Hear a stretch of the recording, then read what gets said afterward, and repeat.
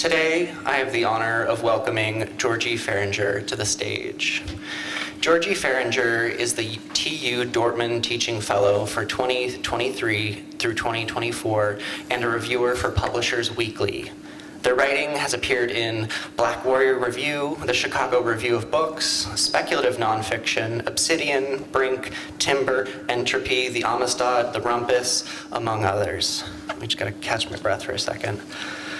They received an MFA from the University of Iowa and are in the process of editing a manuscript about finding and not finding themselves in the Washington trash kid scene.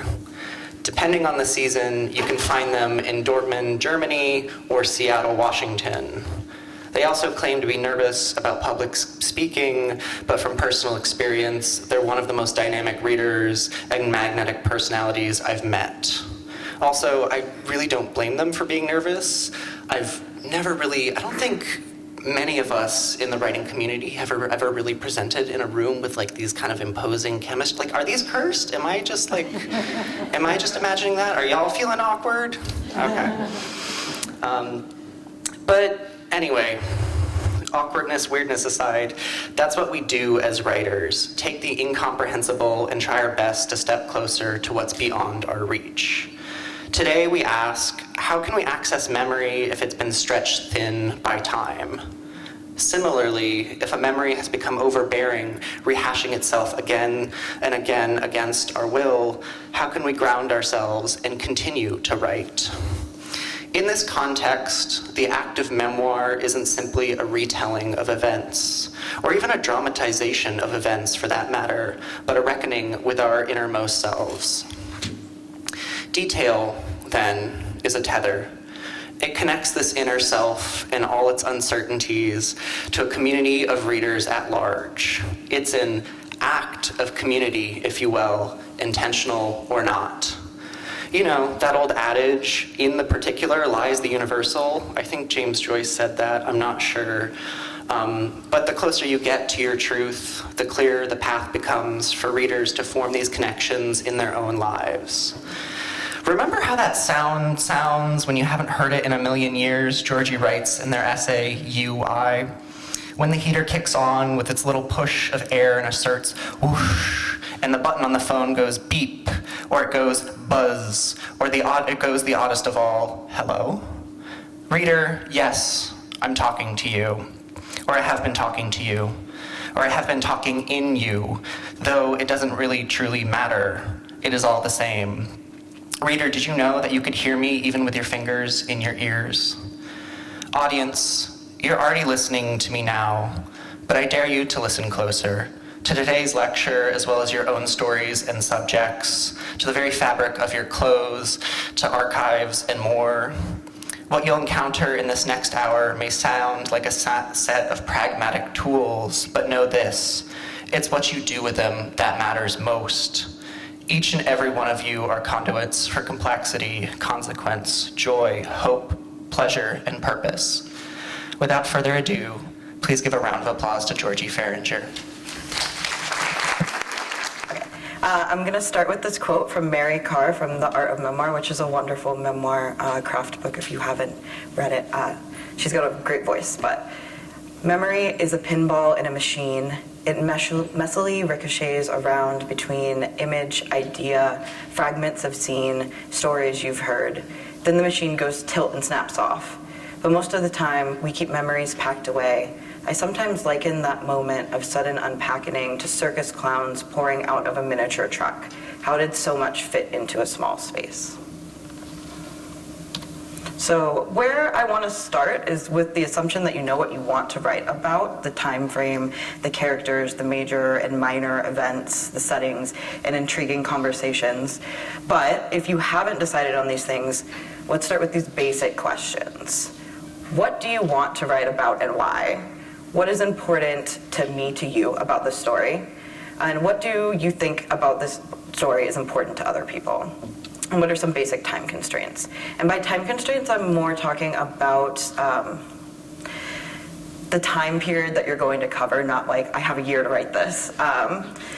So because knowing what you want to write about, the time you want to write about, is going to totally change the type of research that you're going to do. If you're going to write about a 10 or 20 year period, your pacing and the type of questions you're going to ask in interviews is going to be totally different if you're really honing in than if you're really honing in on an interesting 6 months or really chaotic 3-year period that you had.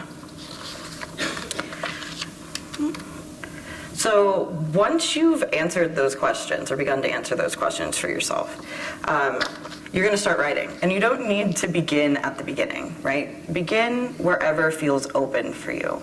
I'd encourage you to really focus on your chosen time period and the important people there, and then just start writing down descriptions, not big long paragraphs. If they're coming to you, let it come. But just descriptions of some of the events as you remember them. These can be placed in order at a later time, but first just try and get some of the images out. What are you coming back to again and again?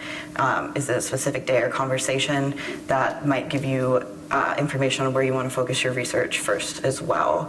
So say we've identified a day where we had a particularly impactful conversation with your mother. Maybe it was painful, maybe it forced a really big life change. So we're going to write a brief description of the most important scene. So an example of this for me was I was 14 and very insecure when my mother told me that in 3 days we were going to move from my childhood home to the city several hours away. So this is just a really basic description of what happened, right? But then when we start thinking about details, we're going to start asking ourselves questions like, what did the room or physical location look like? And what am I like at this point in time, physically and emotionally? So for me, what did the room or physical location look like? It was a rental house with a long driveway. The house was bright blue and its backyard faced a major interstate. It had 2 stories and very dirty carpet. I had lived there for 4 years after my parents split. So these are just a list of details. We're still not going into writing big kind of long paragraphs. And then thinking about what am I like at this point, physically and emotionally. So I have bright green shoulder-length curly hair. I wear a lot of eyeliner. I'm in the 9th grade. I often wear highlighter green skinny jeans. I often wear a checkered neck scarf and fingerless gloves. And I wear huge unlaced skater shoes. So now we've got these 2 kind of lists of further details.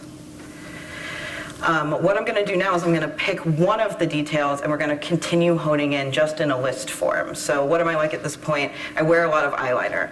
What type of eyeliner is it? It's pencil, so it's often really smudged. It's black, and it's often trapped in the crease of my hooded eyelids, creating this thick black line.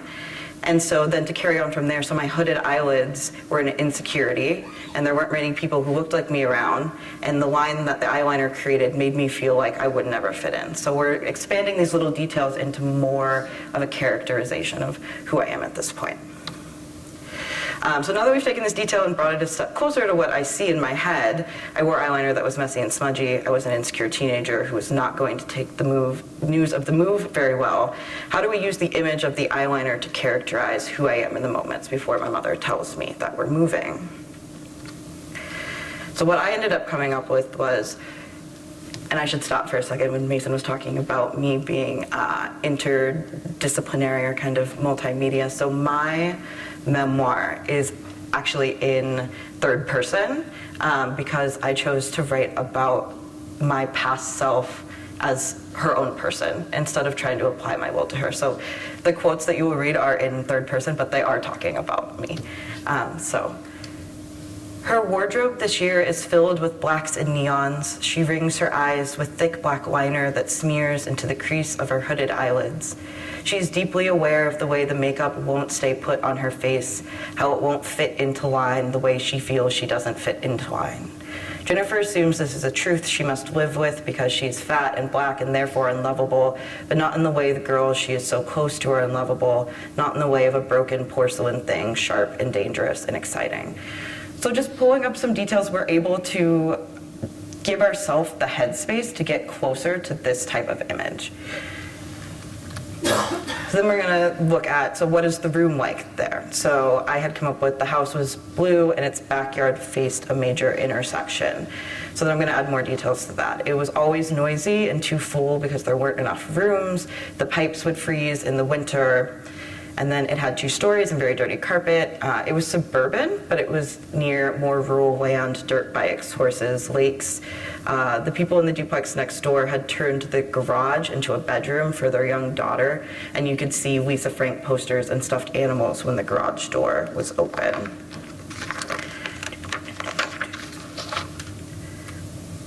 So what I ended up turning that into is Jennifer lives in a brightly painted duplex, which is chronically short on rooms, where sometimes during the winter the pipes freeze and the carpet is stained from too much malt liquor quickly leaving her stomach. She is terrified of learning all the new ways she won't fit into this new location. She is terrified of the idea of moving to the city and away from her home, this place of space and no space, and the suburban poverty of overpacked duplexes and triplexes with makeshift bedrooms, Lisa Frank posters on the bare drywall, glimpsed through open garage doors, and apartments holding many more people than comfortable. So then what we've got is these 2 sets of really descriptive paragraphs, and basically I bring them together, right? So I bring the description of myself, the characterization of myself, and the characterization of the place together. And in this way we go from I wore eyeliner and I lived in this 2-story duplex to Jennifer lives in a brightly painted duplex, which is chronically short on rooms, where sometimes during the winter the pipes freeze and the carpet is stained from too much malt liquor quickly leaving her stomach. Her wardrobe this year is filled with blacks and neons. She rings her eyes with thick black liner that smears into the crease of her hooded eyelids. She's deeply aware of the way the makeup won't stay put on her face, how it won't all just fall into line the way she feels she can't fall into line. Jennifer assumes this is the truth she must live with because she is fat and black and therefore unlovable, but not in the way the girls she is so close to are unlovable, not in the way of a broken porcelain thing, sharp and dangerous and exciting. She is terrified of learning all the new ways she won't fit into this new location. She is terrified of the idea of moving to the city and away from her home, away from this place of space and no space, and the suburban poverty of overpacked duplexes and triplexes with makeshift bedrooms, Lisa Frank posters on the bare drywall glimpsed through open garage doors, and apartments holding many more people than comfortable. So you can see that it becomes much more descriptive, much more cinematic, much more of a characterization. But all you have to start with is just lists of details that are opening your brain to remembering what it was actually like to be there. So what we're going to do now is just a little bit of practice. I'm going to ask you to choose a small object you have on you, just something you have on you, and come up with a memory the object elicits. So I'll give you just a minute or 2 to choose something.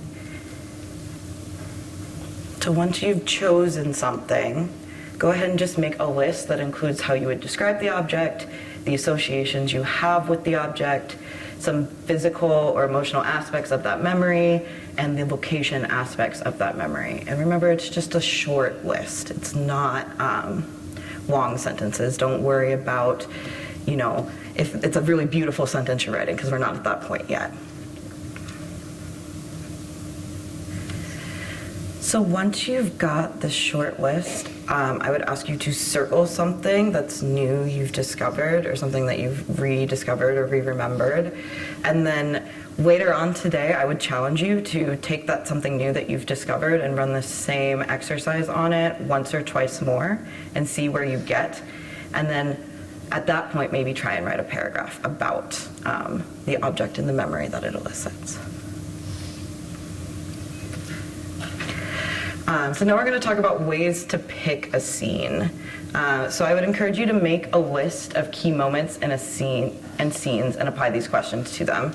So just the ones that we just practiced. If you find yourself struggling to fill out the details of the scene, ask yourself what the scene offers or shows us about you or the moment, and then search for another clear memory that might give a better picture of that moment. So sometimes we want to talk about stories that have been told to us, but it can be hard to craft a really detailed scene from somebody else's memories. So what you can do is you can write about the story, but you can also include a moment that would characterize that moment. So if your mother was always talking about you fighting with your little brother, right, and this is the story that you remember, it might do you better to talk about the story, but then give us a scene of what you actually remember about fighting with your brother. And think about little moments. These are really important. So like the brand of tobacco your father smoked. If you can remember that about a scene, that might be a scene you can dig more details out of. The way your mother tossed her purse on the counter after grocery shopping instead of hanging it neatly because she found the experience of shopping with you and your brother exhausting, maybe because you're always fighting, right? That might be a moment where you're like, this is the image I can give that will really flesh out the scene instead of just the story that was told to me. Or the wear on the touchpad of your brother's iPod, right? Because he was always on it because he always had his headphones in because you were always fighting and he was annoyed with you, right? These are little details that will help bring the moment out much more. So we're going to talk about maps and timelines. And so the key moments that I'm talking about making a list of. So this is an example of a map and timeline that I used when I was working on my project. If you're capable of going to the physical location, like by all means, please go. But for a lot of us, that can be difficult. It might include flying very far away, or maybe it just doesn't exist anymore. So I would suggest using a map like this. I also would suggest drawing it out by hand. So you can use a printed copy of a map, but there's something really interesting about drawing the map out yourself, because even though you're unable to actually walk the streets, you can walk them right with your drawings, with your hand, with your memories. So you've got this list of key scenes that you've made, right? Now we're gonna put them into space. We're gonna take this map that we made, and we're going to give each of our key scenes a name, and we're gonna put them on the map so that we can physically see where they are. So you can see on mine, the yellow sticky notes were places where a lot of things happened. They're larger. So it would be the name of the name I had given the scene, a little bit about the people who were there. And then the smaller sticky notes were places where maybe only one event happened. So in this way, I was able to see things like, can you see here there's a lot of stuff going on. This is my friend Joel's house. And here there's a lot of stuff going on because this is my house. But it also, looking at this like this, gives me the ability to say, okay, well, we must have walked down here and through here and down along this way. What do I remember along those paths?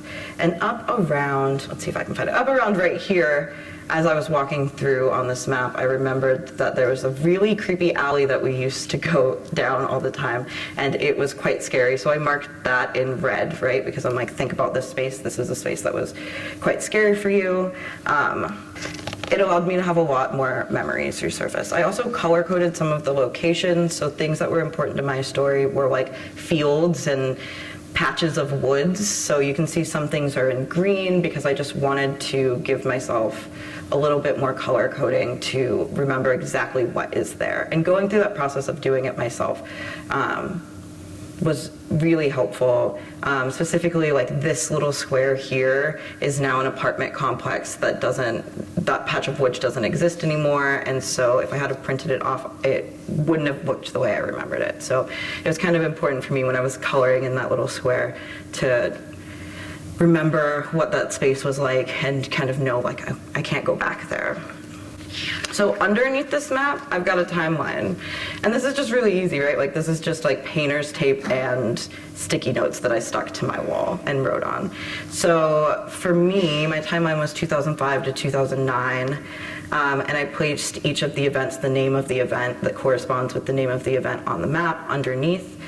And I was able to look at the map and the ways the events proceeded simultaneously.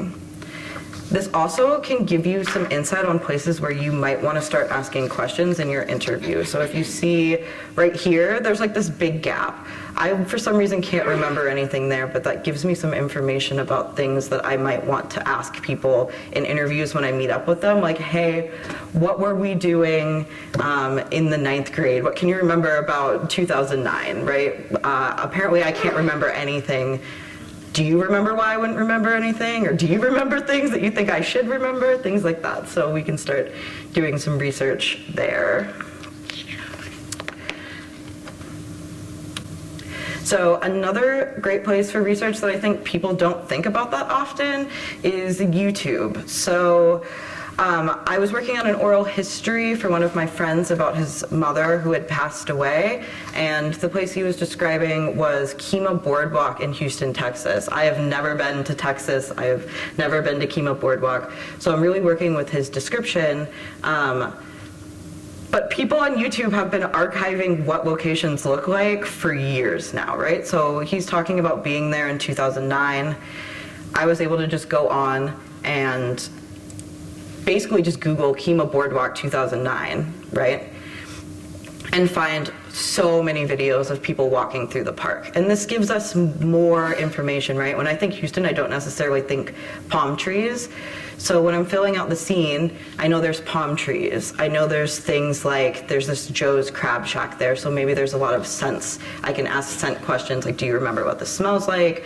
I can see that there's a lot of children, there's ponds, stuff like that. So I think YouTube is a really good archive. If you're looking for stuff from a specific range, right? Like if we're going back too far, it's not gonna be on YouTube, but it's a really great time capsule for images, especially if you're talking about places like this, or I did another one with the French Quarter in New Orleans, places where people are posting videos. But if you're not writing about somewhere like that, there's also things like churches and small businesses around. So I was able to find actually a lot of information about this church that me and my friends used to go to in the neighborhood by just looking up videos that they had posted that were just like, this is what the inside of the room looked like for the service. And that was information that I wouldn't have otherwise, that would allow me to build more detailed scenes. You can just pull up, you know, a map of like what businesses are there, what businesses you remember there, and see if they've posted anything. That can also help trigger some memories. Another research thing that I would suggest is Otter AI. So with recording and transcription, when you're doing interviews, I personally am not a big fan of having to go back and transcribe hours of conversation, because that 1 hour of conversation turns into 5 hours of transcription. I personally really like this site. It's both an app and a website. You can use it for free. They also have a paid version that's like $5 a month, but you get like 600 minutes of transcription for free.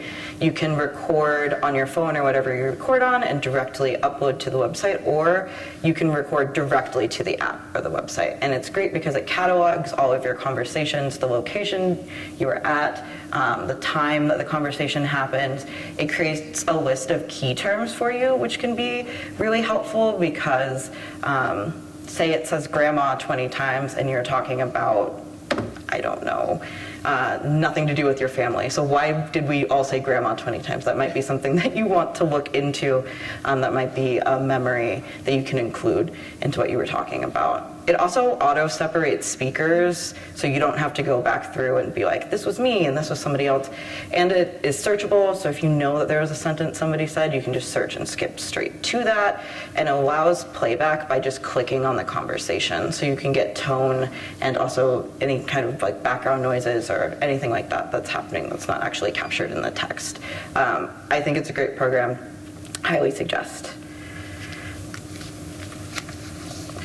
So now that we're getting into interviews, I always suggest that you interview yourself first, which might sound a little bit silly, but while coming up with scenes, I had a friend interview me.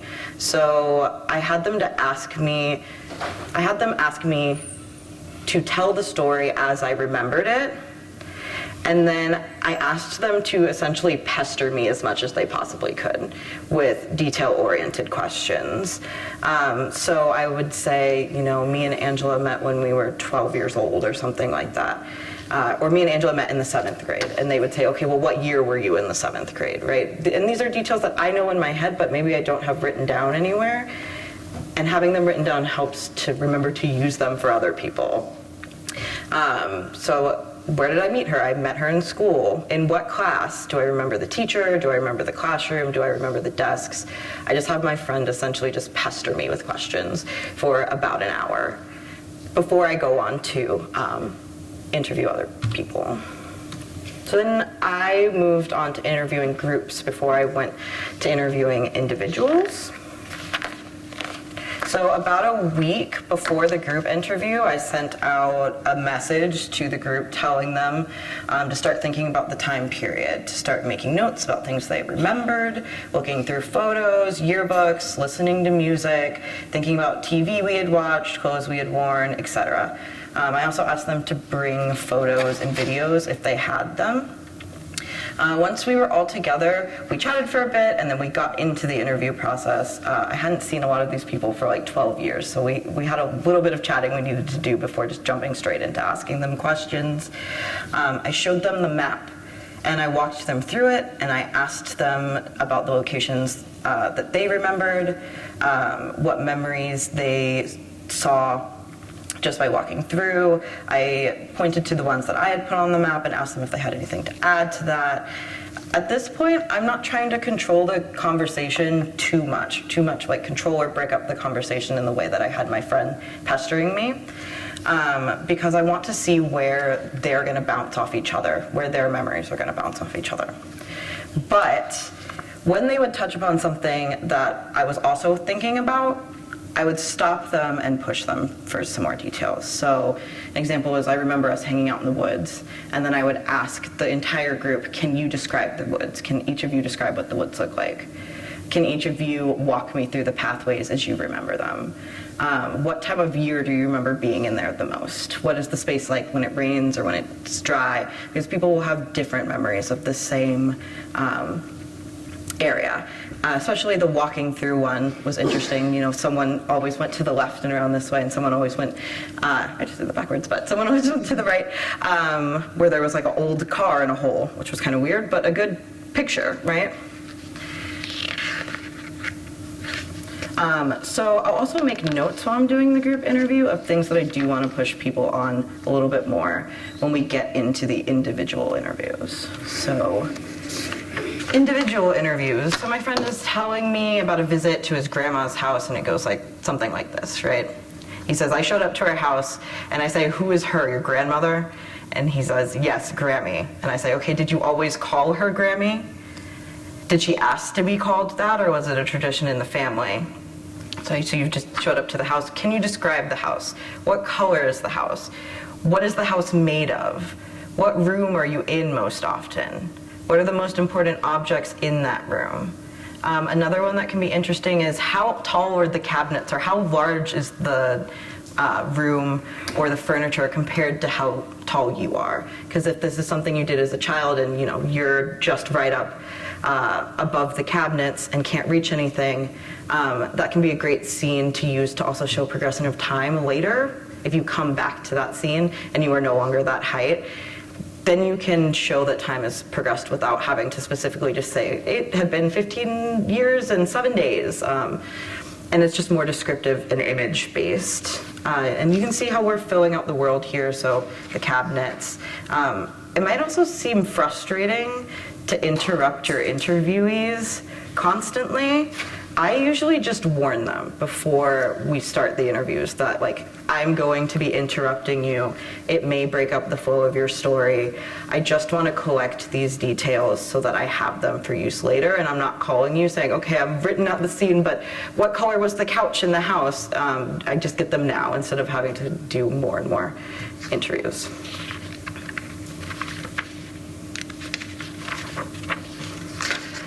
Another example of this was I was interviewing my father. He was telling me about the day I was born, and they were in a Motel 6 when my mom's water broke.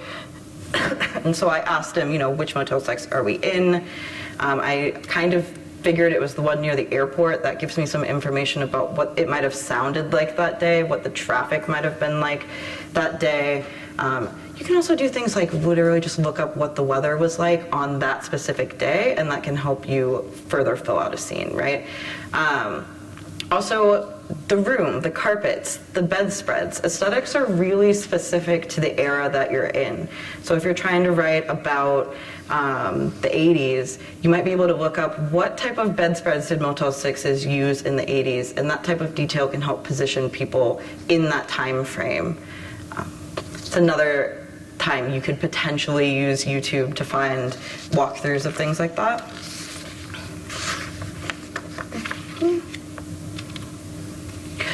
So then in interviews, when we're doing individual interviews, we can revisit those detail-oriented questions that we had talked about earlier. So these were the original answers I had given when I wrote that paragraph. It was a rental house, it was bright blue. And then I can take those same answers and I can pose them to somebody else who is there. So me with my mother, I can tell her it was a rental house with a long driveway. And she might be able to say, okay, but the driveway was super difficult to get the car out of in the winter. And I could say, the house was bright blue and its backyard faced a major intersection. And she might remember that your brother threw all of your sister's toys over the fence towards the freeway so she couldn't have them anymore.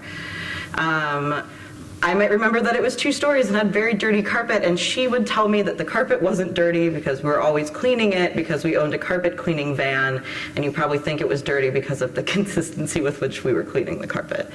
I might say I had lived there for 4 years after my parents split, and she would tell me that we lived there for 3 years and we'd actually lived somewhere else in the next town over.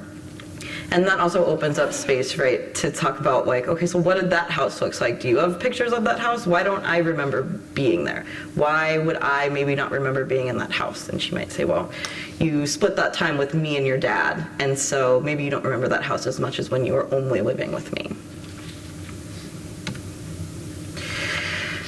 So now I'm just going to give you, this is just a list of some things to think about when you're coming up with questions to ask people in interviews. So location-based stuff, texture, color, temperature. Time-based stuff, the type of light can be super useful. Is it dim? Is it gray? Is it natural light? Is it, this type of light? Music that might be playing, things like what type of alarm did you wake up to? Did you have a radio alarm? What type of music is playing on that alarm when you're waking up? Or was it like a really shrill flip phone alarm?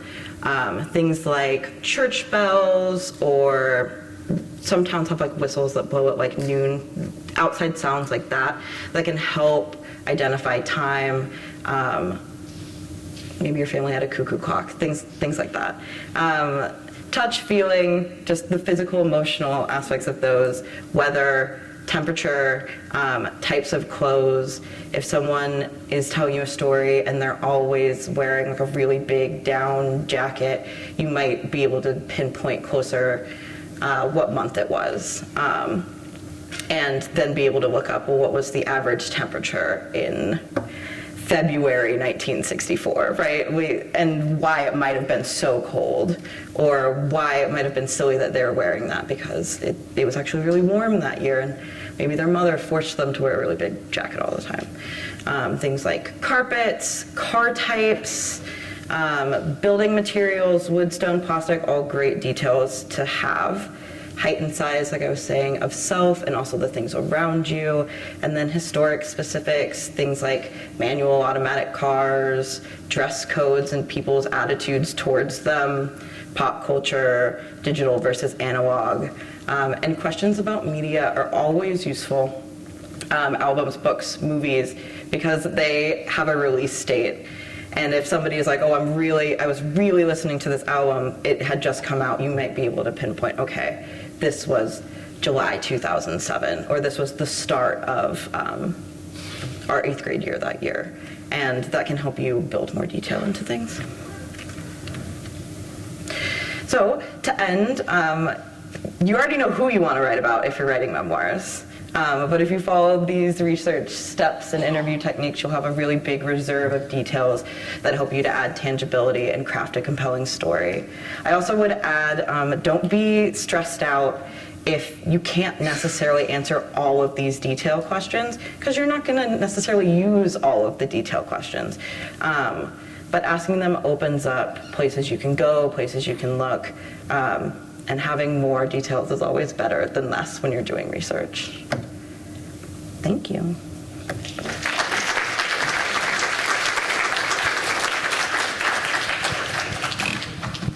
All right, so we've got some time for questions.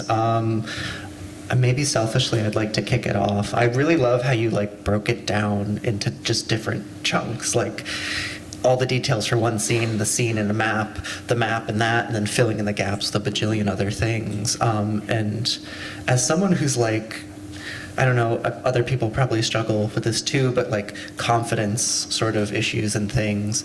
Do you have any advice for like maybe reaching out or approaching interviewees who might be reluctant or just might be total strangers?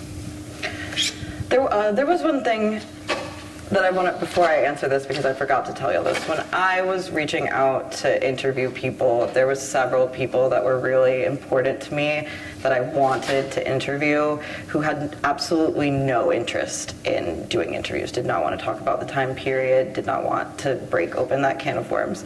And as writers, that's just something that we have to accept, that that's going to be true, and find ways to work around that. I found texting people or emailing them to be much easier than calling them.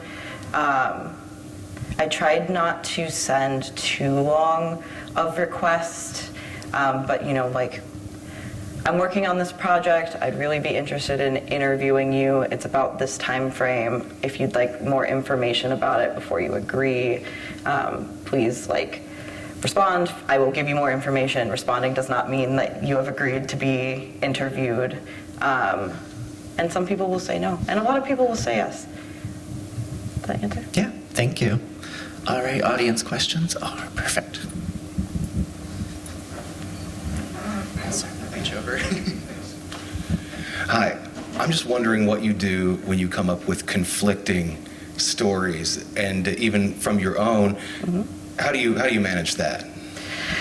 So I might, write out the scene as I remember it, and then show it to somebody and get their description. I try to combine them as much as I possibly can. But when I'm working on stuff that is memoirs, I value and prioritize to some extent my memories over other people's, to some extent, right? Like if I can combine them, I will. Or if I can do research to find the most accurate description, I will. But I also might just put a line in there that is like, and my mother remembers it this way, right? Here's my description, and here's somebody else's description. And maybe a little bit about why they might be conflicting. But especially when you're working, especially childhood memories, there's always going to be conflicting accounts, and that gets us kind of into a conversation about what is the truth, right? What is capital T truth and what is lowercase t truth? So like fact versus like what is true to me. And I think that's something that every memoirist and writer has a little bit of a different relationship to. So I might say you might need to test out where your boundaries are, right? I mean, people write whole books and then at the end are like, and actually, this is just how I remember it. It's just okay. And then, so it just depends on where you personally draw the line. Because you're not really ever going to reach one real truth. My memory of this lecture and y'all's memory of this lecture will differ, and they will both be true. So you've got to kind of work within that, the fact that that's how reality and memory works. Yeah. Does that answer your question? Yes, thank you so much. That was a wonderful answer. Other questions? Oh, perfect. A great presentation, fascinating subject. Why did you decide on third person instead of first person, and would that have affected how you talked about the details? So personally, I decided on third person instead of first person because I changed my name when I was about 22. And so the person that I was when I was 13, which is what I'm writing about, feels like a different person, but also I did not want to impose my opinions of her decisions on her. I wanted to be able to write about her and then also have an eye that is like narrating, have my opinions and allow her to exist the way that she existed. And there are ways to do that in first person as well. I just personally felt I wanted to hang out with her, and I wanted to hang out with my friends. And so when I was working, I got to points where I really felt like I with them, and not necessarily one of them. That gets a little bit tricky, but yeah. Does that make sense? Yes, very good. Hi, Georgia. Thank you so much for that. So you've given us lots of great ideas for collecting like a whole bunch of details to fill out a scene. I'm just wondering if you have some sort of a system or a strategy to decide what details actually make it in, because so that it doesn't become like this massive info dump of just detail after detail after detail. Like, I mean, how do you prioritize which details make it and which don't? Kind of twofold, right? So I am a proponent for just like overwrite, just try and use everything you can. But also, I think as a writer, there's a sense that like these are the details that will work. For me, I kind of describe it as like they're brighter. They're just much brighter details, right? So like the description of the mother's purse on the counter is going to be brighter maybe than a car ride home I had. And I can just kind of sense that. I think when you start working with your details, you'll see which ones bend to you or like give to you what you need, and which ones are kind of like, this is all I've got for you. So yeah, I mean, I definitely say, overwrite, use as many as you can, and then when you're going back through and editing, you're like, okay, well, I don't want this to just be a list of details. But yeah, start with the ones that like jump out to you. But also don't neglect the other ones, because if you push them a little bit, they might open up. So it's just kind of like a testing process of what works. So. Woohoo. I just wanted, if we could go back to what you said, that you didn't want to impose your decisions on your 13-year-old self. If you could further clarify what that, like. Yeah, she made a lot of decisions that I wouldn't make. And I wanted her to be allowed to make them in scene without me having to jump in every 5 seconds and be like, but I wouldn't do this now. Or, but that moment was so dangerous, right? Like, if I write the scene out well enough, hopefully other adults will have the same impulse that I have and go, whoa, that's dangerous, right? Without having to kind of apologize for her actions. Gotcha, thank you. Thank you. Thank you so much for such a fabulous presentation. I really loved the mapping that I think really gives us some organizational structure for the work we're doing.